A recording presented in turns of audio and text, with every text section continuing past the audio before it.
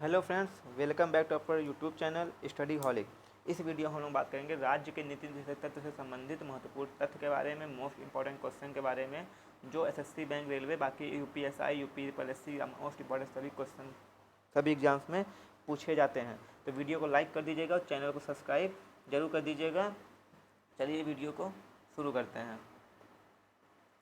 राज्य के नीति निर्देशक तत्व, यह भाग 4 में आता है और इनका जो वर्णन है वह अनुच्छेद 36 से 51 तक किया गया है। इसकी प्रेरणा जो है आयरलैंड से ली गई है। आयरलैंड के संविधान से इसको अपने संविधान में लिया गया है। इसे न्यायालय द्वारा लागू नहीं किया जा सकता है, अर्थात इसे वैधानिक शक्ति प्राप्त नहीं है। किंतु फिर भी इस भाग में से अधिकांश तत्व देश के शासन में मूलभूत हैं और विधि बनाने में निम्न तत्वों को लागू करना राज्य का कर्तव्य है। मतलब यह कंपल्सरी नहीं है, यह राज्य चाहेगी अपनी मर्जी से तो यह करेगी। यानी भारतीय संविधान अनुसार राज्य किसी निजी तत्व के शासन के लिए आधारभूत है। भारतीय संविधान में कल्याणकारी राज्य का संकल्पना का समावेश राज्य की नीति, भारत में संविधान में कल्याणकारी राज्य की संकल्पना का समावेश राज्य की नीति निर्देशक तत्व में किया गया है। कल्याणकारी राज्य का उद्देश्य यह है कि यह सामाजिक और आर्थिक प्रजातंत्र की स्थापना करना होता है। यानी सामाजिक और आर्थिक प्रजातंत्र की स्थापना के उद्देश्य से ही संविधान में नीति निर्देशक तत्व को शामिल किया गया था। भारत सरकार अधिनियम 1935 में जो उल्लिखित किया गया था, अनुदेश प्रपत्र को भारतीय संविधान में राज्य के निर्देशक तत्व के रूप में समाविष्ट किया गया था। यह प्रपत्र 1935 अधिनियम के तहत ब्रिटिश सरकार द्वारा भारत गवर्नर जनरल और प्रांतों के गवर्नरों के लिए जारी किया गया था।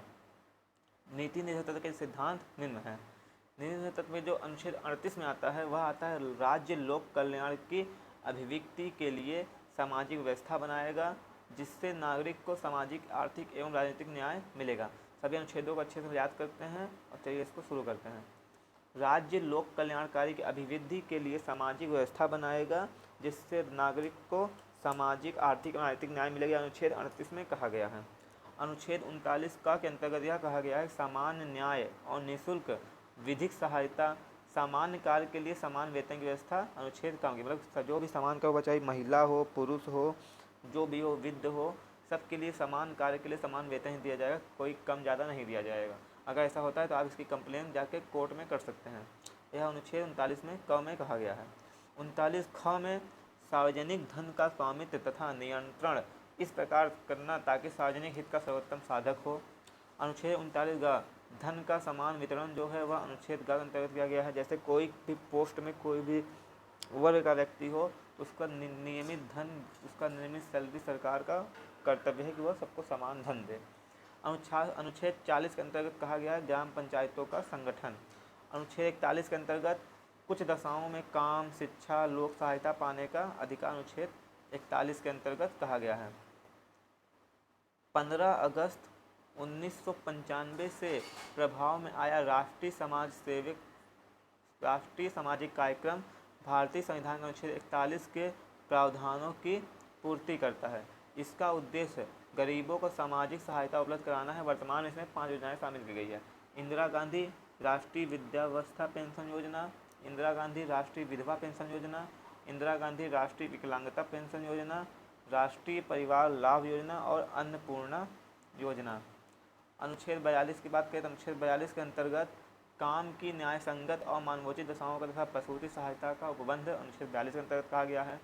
अनुच्छेद 43 के अंतर्गत कर्मकारों के लिए निर्वाचन, मजदूरी एवं कुटीर उद्योग को प्रोत्साहन अनुच्छेद 43 के अंतर्गत दिया गया है।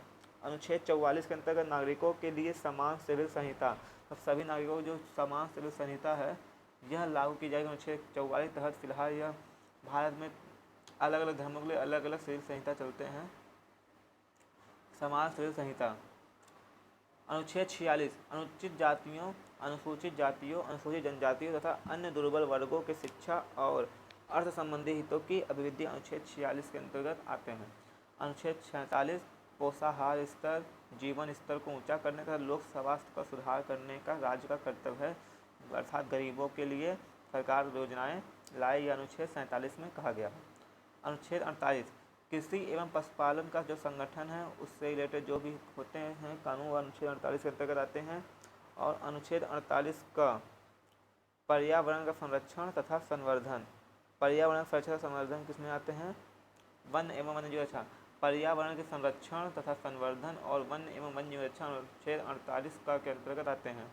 अनुच्छेद 49 राष्ट्रीय महत्व के स्मारकों, स्थानों एवं वस्तुओं का जो संरक्षण करना होता है या राज्य का कर्तव्य होता है, यह अनुच्छेद 49 में दिया गया है। अनुच्छेद 50 के अंतर्गत कार्यपालिका एवं न्यायपालिका का पृथककरण दिया गया है। कार्यपालिका और न्यायपालिका दोनों पृथककरण में है। अनुच्छेद 51 अंतर्राष्ट्रीय शांति और सुरक्षा की अभिवृद्धि।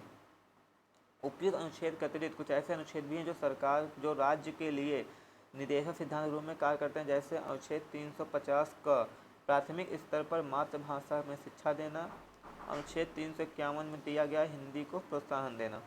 राज्य का निजी निवेशक तत्व एक ऐसा चेक है जो बैंक की सुविधानुसार अदा की जाएगी। यह किसने कहा था? यह केटी शाह ने कहा था। केटी शाह ने क्या कहा था? राज्य का नीति निर्देशक तत्व एक ऐसा चेक है जो बैंक की सुविधा अनुसार अदा की जाएगी।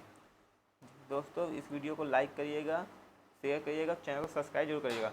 अगर हमारी वीडियो आपको पसंद आती है तो चैनल को सब्सक्राइब कर लीजिएगा।